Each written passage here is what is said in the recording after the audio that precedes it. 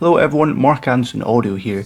I had a request from one of my former students at the university about how he could build a audio PC for less than £1,000 or at a budget of around £1,000. So I'm going to have a bash here at making one. We're going to try two actually, one using an AMD processor and another using an Intel processor. So I'm going to use the website Dino PC. I've bought two PCs off them in the past. The reason I really like them is their customization interface is really clean and really easy to use. So you might find these components cheaper elsewhere. I have no affiliation with Dino PC, but I just quite like the interface. So we're going to go Dino PC, and you click on Customize Your Way, and we get a bunch of options here. So we've got the Intel stuff and AMD. Let's do the Intel first. So I had a quick run through of this beforehand, so I'm going to choose the Z97 because this can help keep us get us high performance but stay within that £1,000 budget. Okay, so the first thing we're going to choose is our CPU. I'm going to go right to the top here and choose the i7-4790. If you don't know, Intel has three processor types: i3, i5 and i7. Ignore i3, it's too low performance for our needs. I have an i5, I think it's a 4690 that I have, and it's kind of okay, but it does kind of get a bit stressed at times. It is a quad core, 3.6 gigahertz. We're going to go for an i7 though, which is still a quad core at 3.6 gigahertz, but the difference between an i5 and i7 is the i7 has a thing called hyper-threading, which makes it much better for multitasking. And when we're working with audio, big complicated audio sessions with lots of plugins and multiple tracks, we're doing a lot of multitasking, and that's where i7 really shines. So we're going to go with the i7 for the time being. Right, next, CPU cooler. CPUs always come with the default cooler, but they tend to be very, very loud and very horrendous. So we don't want a loud cooler, we want to get something quiet. I've never used water cooling in the past, so I'm not going to choose to recommend one, but if you're interested in that, do look into it. So we're going to look at these three options here, which are different fans. We can hover over these little eye icons to get more details. If you can't read this, I'll try and give you the gist. Basically, these three fans here, they all have a noise rating. So this one is noise rated between 20 and 32 dB. This one between 17 and 28 dB. And this final one between 19.1 and 26.8 dB. So since we're doing audio, I'm going to go for the quietest one that I can find, this one here, which can get down to 17 dB. So I'm going to add that one. Do not skimp on a CPU cooler. For the love of God, do not build an awesome audio computer and then buy and not get a cool aftermarket cooler on it. Okay, operating system, we're going to go for Windows 7 Premium 64-bit. Don't get Windows 8, otherwise you'll cry. Okay, the motherboard is where things get a wee bit more complicated, and if you're not super into PCs, can be very, very confusing. Basically, if you hover over the eye icons, you get a million different things that if you don't understand them, it can be a lot of white noise to you. The things I'm going to concentrate on, hopefully you can read them, are the number of RAM slots. This one has 4, which is good, and it can handle a maximum memory of 32 gigabytes, which is good, because I'm going to choose 16 gigabytes when the option comes. The other thing to look at is the number of expansion slots. So expansion slots are used for things like FireWire cards, USB cards, graphics cards, your wireless adapter. These all take up PCI slots, and there's a million different types of PCI slots that can be super confusing. So I found this video. Go to Tech Quickie PCI Express, everything you need to know as fast as possible. This is the best descriptor I've found to explain what PCI is, because it's important to know before you choose your motherboard. So go watch this.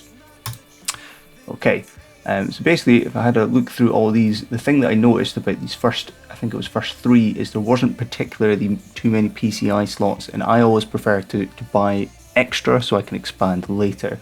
So I think this one here rather, the Gaming 3 has plenty PCI slots. It can take four RAM slots, 32 gigabytes maximum, which is good. And I'm quite happy with that one. And also 6 SATA. SATA is your hard drive connectors, so it can take up to 6 of those. So I'm happy with that one, so I'm going to choose that. RAM, when you're working with audio, more RAM is always better. I'm going to go for 16 gigs of RAM. The thing with RAM is it's also the easiest thing to upgrade in a computer. If you've never upgraded anything before and want to get into it, which you should, as audio technicians in the in 2015. We have to know more about computers than we had to 15 years ago. If you're new to customizing computers, customizing memory is an easy way to do it. So I'm going to choose 16 for the time being. That's two 8GB RAM chips. Anytime in the future, you can add 2 more 8GB RAM slots, RAM chips to bump this up to 32. So let's choose 16 gigs for the time being. Hard drive. This is the hard drive that your operating system will be installed on. I have I think it's this one here, a Corsair 256GB solid state drive. Adding a solid state drive to my computer was the best thing I ever did. I cannot believe how much faster it is than old computers, or computers I used to have. So I cannot recommend a solid state hard drive enough. Secondary hard drive, this is where the bulk of our audio is going to go. Say we're going to do our recording to it. I'm going to choose, say, 1 terabyte. I'm actually going to get an additional hard drive of another terabyte as well. So I could use this second hard drive here, or this additional hard drive, as a backup, or I could store all my samples on it. So I use a lot of the complete BFD and Contact, all these things that have huge sample libraries. I keep those on a separate hard drive that I'm recording on, so that when I'm recording and using virtual instruments, all that data isn't trying to squeeze out of one hard drive at the same time. I'm separating the load. So you can never have enough hard drives to separate the load. If you want to use a RAID hard drive setup, you can choose to do here. Since I've never done it before, I'm going to just choose none and just use the standard hard drive setup. Okay, optical drive. Yep, normal optical drive. I don't want any of this fancy Blu-ray stuff. Okay, graphics card. Okay, there's an important point here. So currently onboard video is selected. So basically what that means, if you imagine, say we're using Pro Tools or Reason or Logic, whatever we're using, or not Logic, so that's Apple only, but whatever we're using, there's a lot of visual stuff on display. There's a lot of edits, all our waveforms, all our plugins. If we choose onboard video here, that means our CPU is drawing all of that stuff for us, which means that the clock cycles are being used up just to display things for us when we want all those clock cycles being used to process audio. So it is generally considered good practice to buy a graphics card for your computer that basically will handle all the visual stuff on behalf of the CPU. However, the selection that Dino PC has is generally geared more towards gaming stuff. So let's have a look at the cheapest one here. I don't know if you can see in the image, but that graphics card has a fan on it. Fans generate noise, and since this graphics card is quite small, it is a small fan. And for anyone who knows their stuff, they know small fans generate more noise because they have to spin very, very, very quickly to move air and thus cool things. So we don't actually want a graphics card with a fan on it. What we are going to do is, I've got a handy tab open up here in Amazon where I've typed in silent GPU, or graphics processing unit. And these graphics cards here do not have a fan, they just have a heatsink on them. So that therefore they are silent. So we're going to come back to this in a minute and choose a graphics card that is going to be silent, and you can install that yourself. And again, it's very easy to do. Watch lots of YouTube tutorials, you can learn how to customize your PC. It's not as difficult as you think. Okay, sound card, we're just going to go with default because whatever your audio interface is, that should be your sound card. Internet, if you can help it, use a Ethernet cable and plug it into the back of your computer, because Wi-Fi is always a pain in the butt. But if not, and you need to use Wi-Fi, let's just choose that one there. That's going to take up a PCIe slot to do that, so just bear that in mind. Accessories, I'm going to skip these for the time being. If you need a FireWire card, there's an option to click one in. It's worth noting, FireWire interfaces are still fairly common, but it's incredibly difficult to get a laptop with FireWire support on it. So if you ever need to go do any location recording and you need a laptop to plug your FireWire device into, it's a bit of a pain. Right, case. Do not skimp on your case.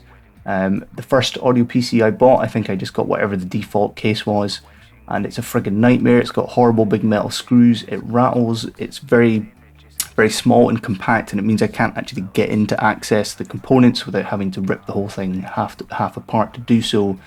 It was a terrible decision. So on my second audio computer, I went for, I can find it, this one here, the Fractal Design, the Fractal Design Define R4 Black Pearl. So it's worth noting that this is the massive PC case. It is really huge. But what makes this really cool is inside of it is lined with audio absorption foam. So it absorbs some of the audio, absorbs some of the noise that it's generating, which is cool. So it removes some of the noise for you. It also has two massive fans, 144mm fans already installed to keep the thing cool. 144mm fans, since they're very big, rotate much slower and still keep things cool. So that means the noise is also going to be less. And the other thing that's really cool is in the front panel, it's got like a sort of door that opens out. In the front panel, it has a little fan controller. Basically what you can do is this little 3-step controller, goes from high, medium to low, and when you click it down to low, it lowers the speed of those fans even more, which makes them quieter again, which is great for our needs. So I'm a really big fan of this case. The other benefit of it being quite large is that when you're trying to add in lots of hard drives, or you're kind of adding graphics cards and PCI cards and whatnot, you've got plenty of space to do it, which is good. And additionally, the hard drives are really easy to install in this thing. Little hard drive trays that you can take out, and you can screw your hard drive into it literally just on your desk or sat on your sofa if you want, and then you basically slide them back into the tower. So infinitely easier and more ergonomic and less frustrating than a cheap case. So I say, do not skimp on your case, you will not regret it. Okay, power supply. Don't get a cheap power supply, because power supplies die if you get cheap ones. That's just the sort of fact of a PC building. Never get a cheap one.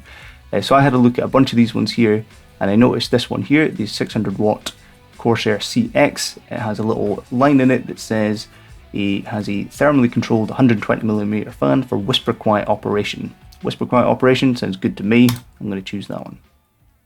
And then you've got your warranty choices and priority turnaround, blah blah blah. So we're currently sitting about £907. Let's click continue. This kind of monitor, if you need a monitor, you can pick one up here. I'm assuming you don't have a monitor, or you don't need a monitor rather. You've got other stuff, webcam, speakers, bunch of software, blah blah blah. If you want virus protection stuff, you can get AVG free. It is in fact free, as the name would suggest. I recommend you do that rather than paying for something. A bunch of other stuff that you probably don't need, kind of mouse, keyboards and whatnot.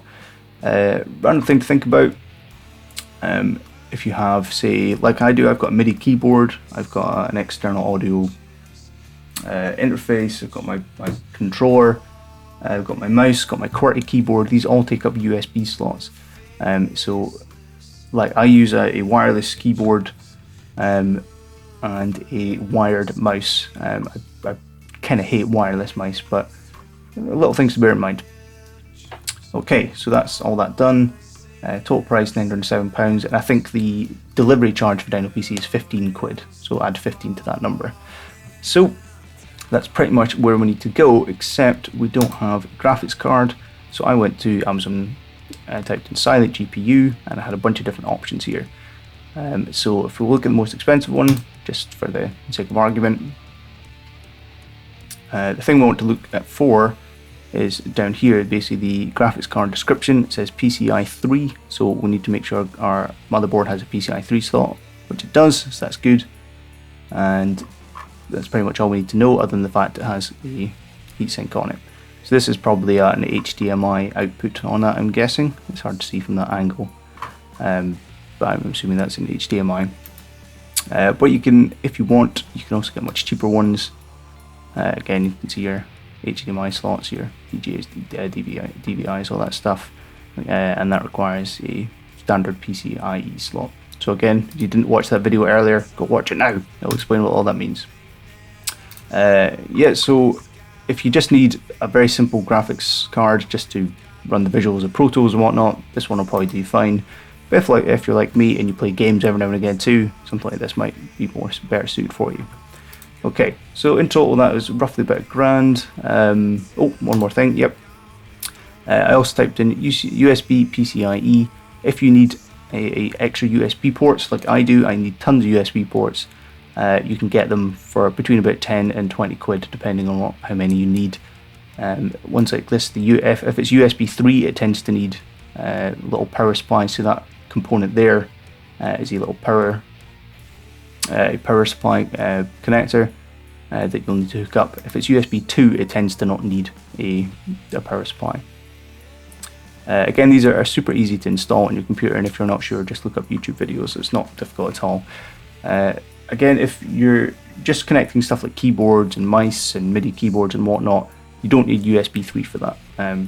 USB 3 is only for very, usually for hard drives or very data intensive interfaces, but you don't need that for stuff like your mouse and keyboard, so bear that in mind. Okay, so that was the Intel one. That came out roughly between about £900 and £1,000 depending on the graphics card. Okay, so I'm going to start again. I'm going to really quickly do an AMD one. Okay, I'm trying to remember which one I chose before. I think it was this one here, my test run. One in the middle. It was not. Okay, we'll go back there. It was this one here, the high spec platforms for superior performance. So one of the main differences between Intel and AMD is AMD, you tend to be able to get a lot of cores on your CPU. So like a lot of, let's say like 8 core processors, but they tend to not be nearly as efficient as Intel. So Intel tends to be usually quad cores, they're staple, but they're much more efficient. So that's the main difference between the two. Okay, CPU, I'm just going to probably choose the best one that's there. It's an 8 core, 4.7 gigahertz, which seems absolutely mad, but let's go for it. Right, this is one of the reasons I really like Dino PC, is I've chosen this processor and it's saying that it's not going to be compatible with the motherboard, so it's already changed it for me. That's great, and it takes a lot of the pressure off me. So I'm going to click continue. And this is the same options we had earlier, so I'm going to choose the same CPU cooler, operating system, same again. Right, so let's have a look at the motherboard that it's selected for us here. Up to 32 gigabytes of RAM across 4 RAM slots, that's good. Absolutely tons of PCI slots. It's worth noting there's no PCI Express 3, only PCI Express 2, so depending on what graphics card you choose, that can make a little bit of a difference. Again, watch this video. Okay, and I think I'm pretty much happy with everything else on that, so I'm just going to stick with the motherboard that it's selected for me. Again, I'm going to go for 16 gigabytes of RAM. Where's my solid state drive? Terabyte hard drive. Right. It is worth noting for AMD, you do not get the option for onboard video. You have to get a graphics card. And again, this cheap one here, the default one comes with that little fan on it, which is a shame. So you might just have to select that one, purchase it, and then buy another graphics card later. Or you could maybe, if you're feeling quite hardcore, discuss with, down here you can discuss your spec choice on the forums, or try and contact Dino PC directly and say, hey, is there an option that I can, I don't know, buy one of these and send it to you or something like that, and they'll build it for you. But it's worth bearing that in mind. Okay, down, onboard audio, our internet card. Again, I'm just going to go for the same case, which I now can't find. There it is. Again, same power supply and usual stuff, and I think that's us at about 882. So a fairly similar price there after all is said and done. And again, then you can choose how you want to upgrade your USB slots if needed, and your graphics card if needed. So yeah, so the main difference again that I mentioned earlier, Intel tends to be fewer cores but much more efficient, and AMD tends to be just as many cores as they can physically put in. So if I was buying a PC for myself, I might go for one of these options here. But like everything, if it doesn't meet your needs, you're going to have to change something. And again, get on the forums on here, discuss with people, contact Dino PC directly, say this is what you want to do, this is how you want to expand it in the future, and they'll give you advice as to what you need to change or add or whatnot. Anyway, I hope that video was useful to you. My name's been Mark Edson Audio. Adios.